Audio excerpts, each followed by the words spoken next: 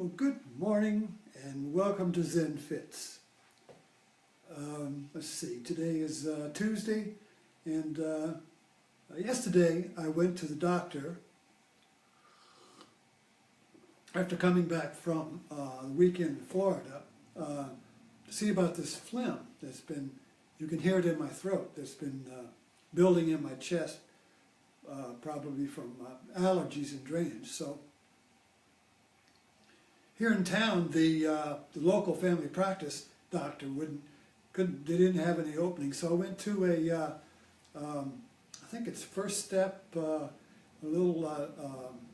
new emergency hospital over in Midlothian, and wow, when I walked in there, they said the nurse will be here, and before I could even sit down, the nurse came out and said, "Mr. Connolly, come on in." I said, "Wow, this is fast." And I went into this waiting room, the little room where you wait for the doctor with the bed and the stainless steel tables, and she put on this hospital gown above your waist, and she took my blood pressure and put a little monitor on my finger and said the doctor will be in a moment. And so I sat there, and the moment never happened. So I bet I sat in there for an hour. And we all had this experience, waiting for the doctor the air conditioning is always very cold, in a bare room, no TV, no magazines, nothing of interest, no windows, no landscape. Sometimes they shut the door. At least here, it was in a curtained off section, so I could hear and see people walking around. I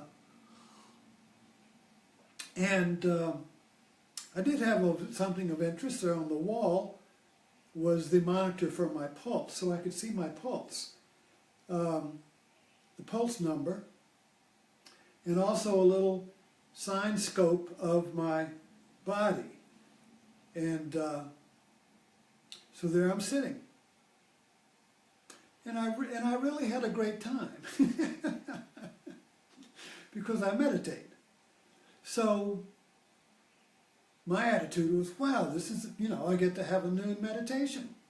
It's like going to a meditation retreat where they have a noon meditation. So there I was.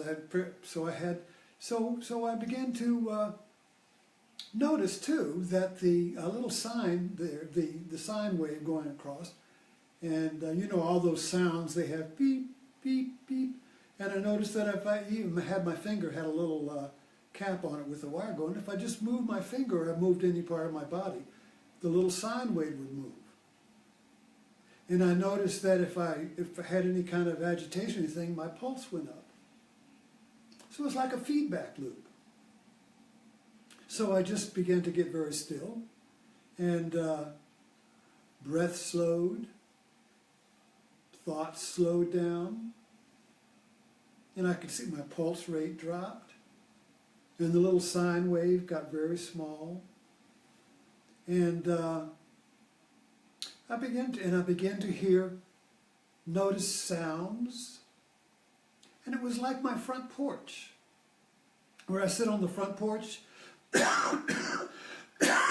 You see what I mean? They gave me a cocktail, steroids and antibiotics.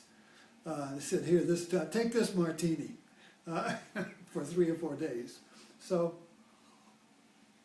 sitting on my front porch, I do sound meditation. You should try this. You sit in nature on your back porch or on your front porch, and you just relax and just begin to listen to the sounds without naming them. That's the key. If you listen to sounds and say, "Oh, that's a truck. Oh, why is that truck coming on this road?" And, "Oh, that's a bird. What kind of a bird is that?" Or, "Oh, there's a crow. I recognize that." So if you meditate to recognize sounds, that's not meditation. So you meditate to let go of the labels of the sound, so they're just sounds. And you could start by focusing on different sounds, like you're shining a listening ear way over there, and you say, oh, there's a bird sound way over there, and then way over there there's a lawnmower sound or something. But then you relax the searchlight of the sound listening searchlight, and you just relax the effort of attention, so that you are just sitting in a 360-degree space of sounds without labeling them. So your awareness then becomes panoramic. It becomes a wide-angle awareness that makes no effort to focus on anything. And then you do this with your body. You can begin to be aware of sensations in the feet, and the cold air on the back of your back where the gown is open, and your posture, and the feeling of energy in your hair, your scalp, and in your hands. And just kind of like you're internally listening to sensations. And then you drop that. It's like once you notice something, you can let it go. So you keep eliminating things that you notice, and okay, there's a sound there, there's this, there's that, and you let the label go, you let your attention on it go. So you're gradually relaxing the effort of attention, you see. So this is kind of like let me put up today's chart. I'm sorry. This was yesterday's chart. So today we have waiting for the doctor or having no future. You'll notice that when you're sitting in a solitary cell waiting for the doctor looking at a wall, time becomes future, becomes torture. When is that doctor coming? How long do I have to wait in here? And then the story builds up around your pain. Oh, this is ridiculous. I've been in here for 10 minutes, 5 minutes, 10 minutes, 15 minutes. When is that? I'm going to complain. I'm going to go to a new doctor. I'm going to tell everybody about this horrible place. This is torture. Boom, and you build it up, and boom, boom. Whatever illness you came in for has been forgotten because of the pain created by time. And then when the doctor walks in, the whole thing goes away. The story goes away, the torture goes away, and everything, you see. It's like when people meditate, and you put the timer on there for 30 minutes. And pretty soon you say, when is that bell going to ring? I'll bet the timer's broken. I bet I didn't set it. I know I didn't set it. I didn't set the timer. The thing is broken. And you open one eye to look to see if, I got 5 more minutes on. And then it builds, and where's that 5 minutes? This is a long 5 minutes. And then ding, and then you're perfectly relaxed, and you can sit longer. But we can notice the torture of future. The torture of future, or time, you see. The past tortures us in regret, in guilt. And the future tortures us because it's not here soon enough. So we're bookended in the torture of time. Regret from the past, I shouldn't have done that. Why did that person do this to me? I wish I could go back and smack him. Do something. And then the future. Why isn't the future getting here? Why am I not getting to my promised land? And the present moment becomes a prison. And this is just like, suppose you were put in prison and put into a cell, maybe solitary confinement. It would be just like the doctor's office. The irony of it is that if you decided to tackle the problem of time, and you decided that time is the cause of my suffering, and I would like to be free of time, well, you might go to a Zen monastery or any kind of a meditation retreat. The type doesn't matter. But the point is, you would go to a meditation retreat, Eastern or Western, in order to be free of time. And Zen particularly in Japan, in these strict Zen monasteries, I don't go to them, never been to one, read about them. But they are the Zen tradition in Japan particularly is very strict. I mean, you meditate on a cushion in front of a wall with your eyes open. And you just stare at the wall. Just like you do in a waiting cell with a doctor. Just a wall, nothing of interest. And so a Zen monastery, a waiting officer, or solitary confinement in a prison, basically are all the same. Except one we choose to go into. The other one, this one is kind of like a purgatory you have to go through in order to get to the doctor. And the solitary cell is one you're stuck in, involuntary. You don't want to go there, but you're put in it. So you've got really 3 stages of the same conditions. One of them you willingly go into. The middle one you temporarily put up with. And the other one, the solitary one, is you're dragged in against your will. So you see, against your will, something I will willfully put up with, and this one here I eagerly go into. It's kind of like Christ going to the cross. You know, so Jesus goes to the cross, it is said by, I think, St. Paul or Augustine or something, like the bridegroom to the bride. In other words, Jesus goes to the cross with joyous engagement. He welcomes it. But when we go to the holding cell of time, waiting for the doctor, we don't joyfully go into it. We don't accept it. Except if we go to a Zen monastery, even there, we go there to willfully engage the pain of time. So I think this is the idea I'm trying to communicate here, is that we don't realize the pain of time, first of all, because we consider it to be normal. Western civilization is a time civilization. You know, we have watches everywhere. We have Western civilization was built on this thing here. The trains run on time. Harold Lloyd hanging from a clock in one of his silent movies. In the old silent movies, time was big. We have movies today about time. I think it was Hugo was about time. So a lot of our mythic movies are about time. And when my mom, and I say this all the time, let me wind my clock, it's 8:13. The interesting thing about these pocket watches, this was my father's pocket watch. It was given to him when he graduated from Annapolis in 1929. But we have to, these old clocks really put you in physical contact with time because you had to wind them. If you had a pendulum clock in your house, you had to wind it every day. In other words, we had to physically wind time. We were in touch with my body, and I'm physically winding. So here's time, you see. So I'm kind of like winding time. I'm in control of it, you see. But now time is digital and it's everywhere. So we're really more swimming in time, much more than we used to be.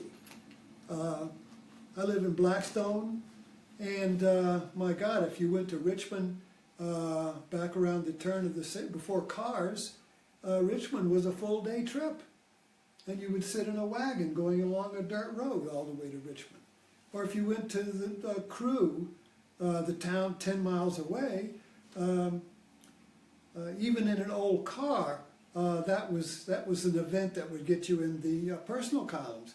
So-and-so family motored to Crew this weekend. So time was different then. I mean, you got on a horse, took a lot of time, or you walked, everything. Today, time is... it's like time is our enemy. When I was in photography, back in the film days, you took a picture and it took a week to get the picture back. Time.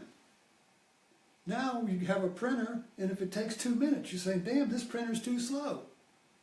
I want it to, I want the I want it now, you see. So we have, our whole technology seems to be bent on removing the pain of time. Isn't that interesting? Time used to be no problem. It just took time to go. You took 6 months to go from the East Coast to California. Now it's, what, 6 hours? I don't know. And that's too much time. Or you take a train trip, well, let's get a train that goes 200 miles an hour. But the whole thing seems to be eliminating time. As if time, my mother, I tell this story when she was 100, she was laughing, we were talking about happiness, and she said, you know why I'm happy? And I said, why, Mom? She said, because I have no future. And then there was a big pause, I was digesting that, and then she said, when I was younger, I had a future, and I worried a lot.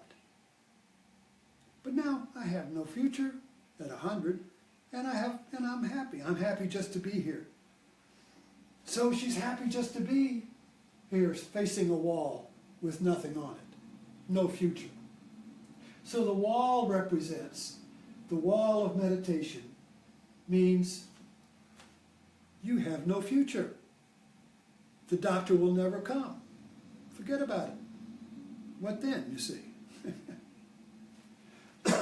Having no future means having no time. So do we really have time? So we really need to look at time. What is time? Now the movement of the spiritual path, regardless of what tradition you're in, is going to be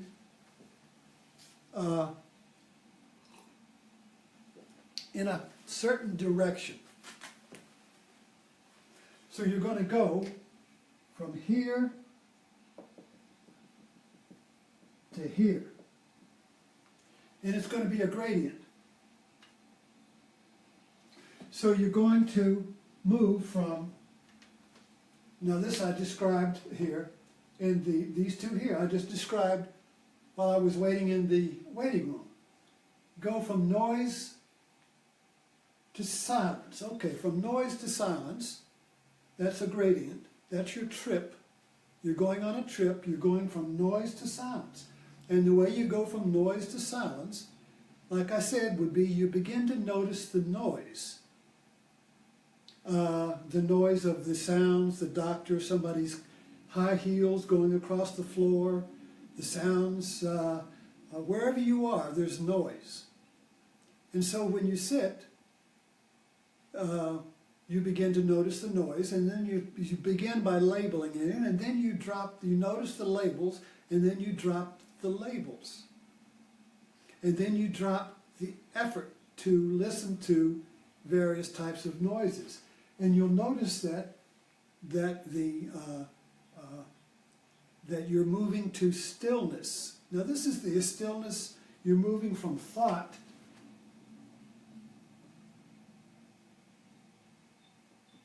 to awareness, okay? You're moving from thinking to awareness. Thinking is noise. So after you notice the noise in the rooms around you, and you notice the noise in your body, then you begin to notice the noise of thinking. And all of this is a movement or a gradient from noise to silence, thought to awareness. So awareness is silence. Awareness is not thinking. Thinking is movement on the chart, you see. Those little sine waves. If you had a little monitor of your thoughts, thoughts would be like that, you see. You have a thought, boop, boop. Another thought, boop, boop. Another thought, boop, boop, you see. A fear, a panic, or emotion, bah, bah, bah, bah, bah, bah, like that, you see.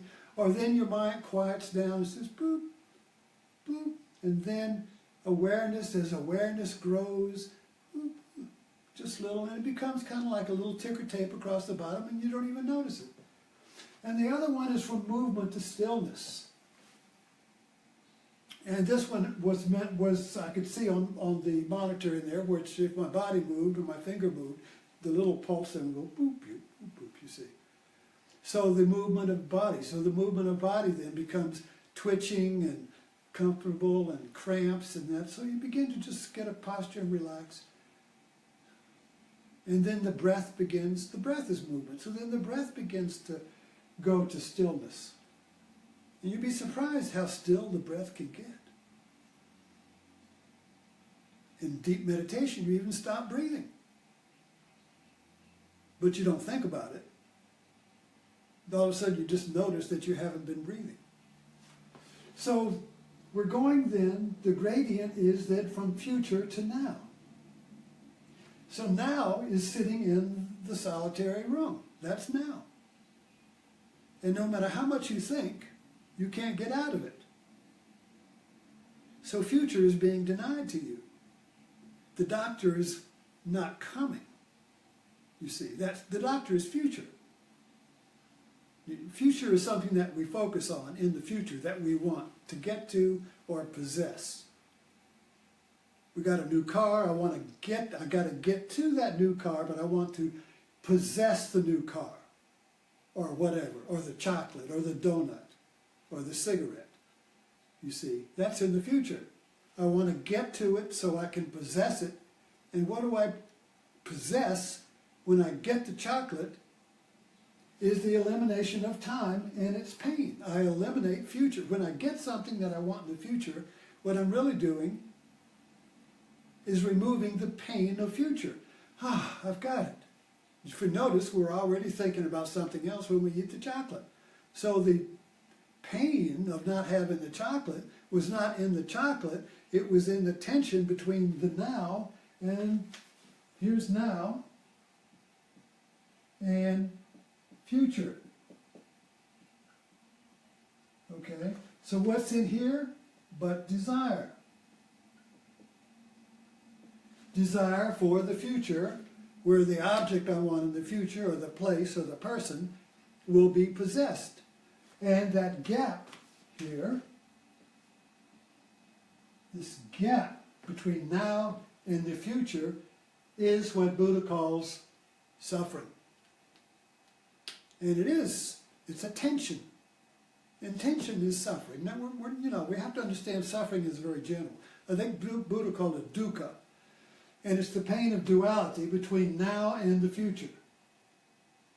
So this gap, so the bigger the gap, the greater our pain, our tension. And tension can keep growing until, we have a panic, a nervous breakdown.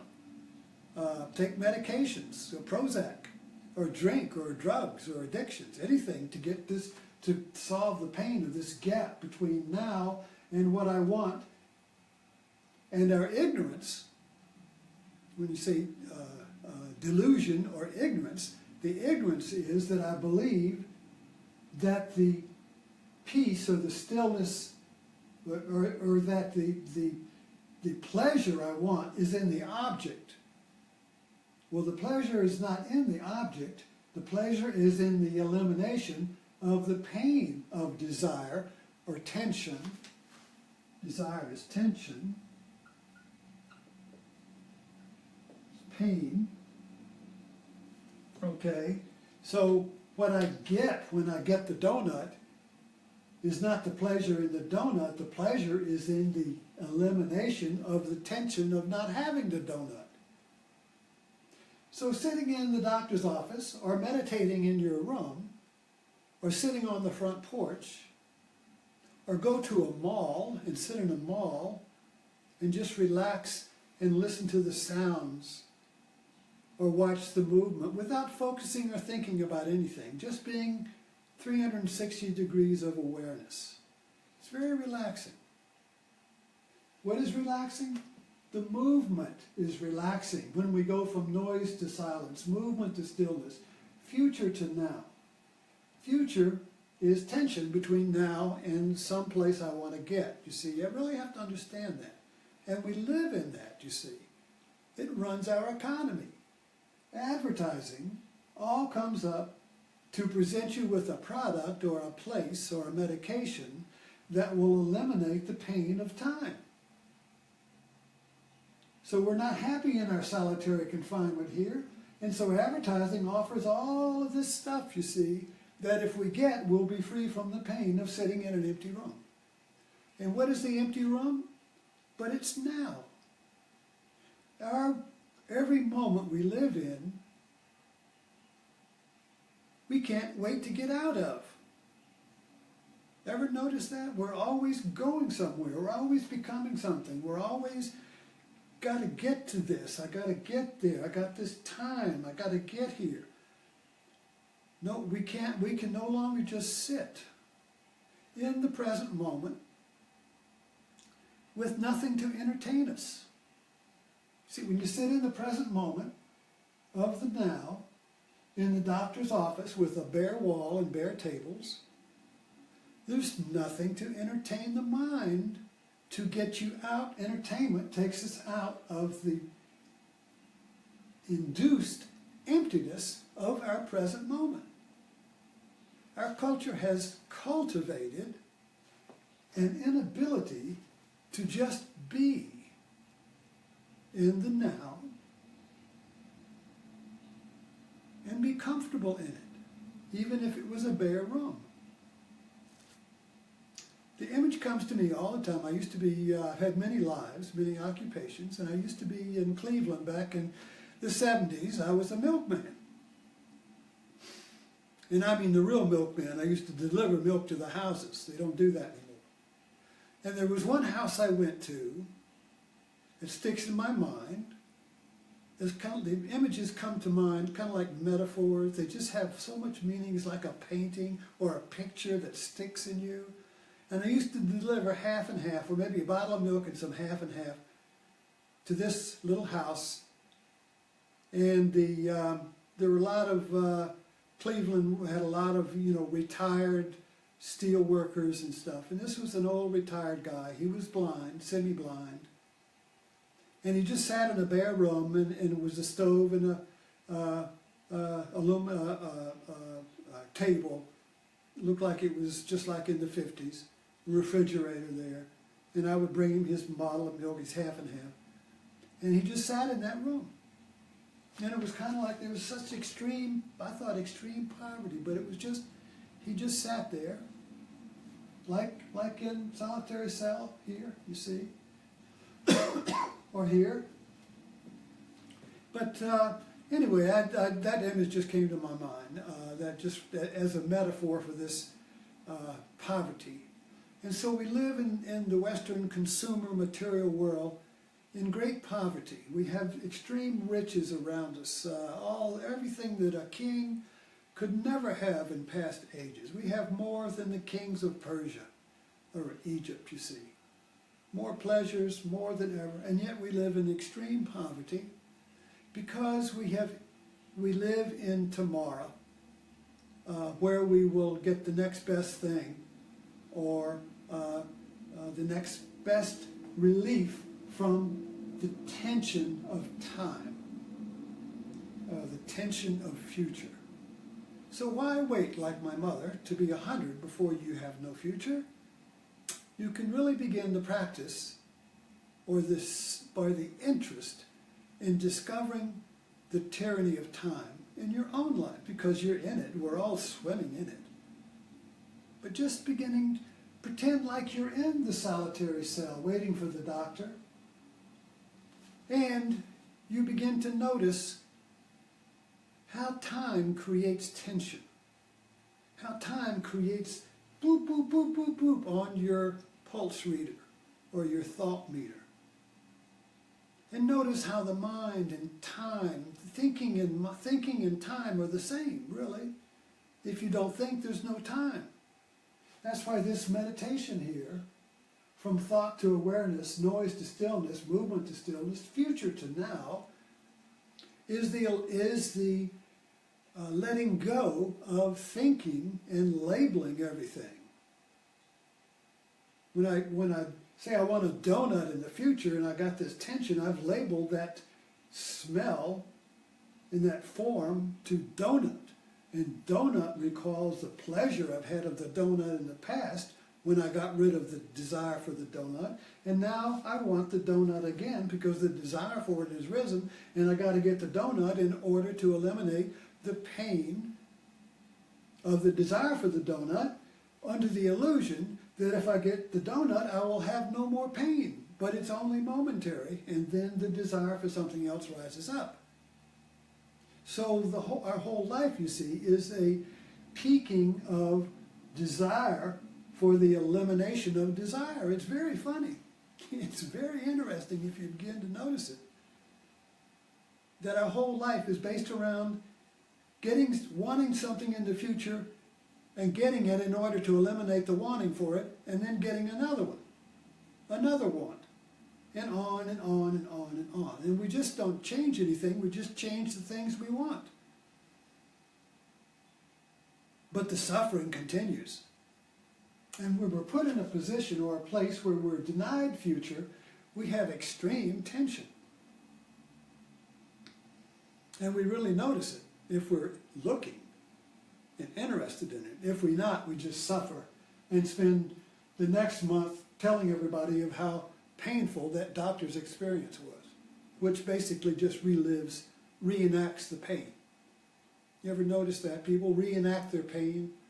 You get pain when something was denied at the Walmart. You couldn't get through the line fast. You got stuck behind a slow person. Can't wait to tell somebody about it. We can't wait to reenact the pain, and then they can say, oh yeah, the same thing happened to me. So we get our time reinforced, you see, in the suffering, you see. So we have a little temporary relief, again, from the leftovers of the pain because we share it with somebody and they affirm it. And on and on and on it goes, you see. So anyway, I hope you found this interesting, waiting for the doctor. It's something we all have to go through. So the next time you go wait for the doctor, wait for Zen. Go to the doctor's office like Christ goes to the cross, you see. Willfully enter into it to explore it for the wisdom it has to offer to you. And that is the real healing. That's the real doctor. Thank you for dropping in.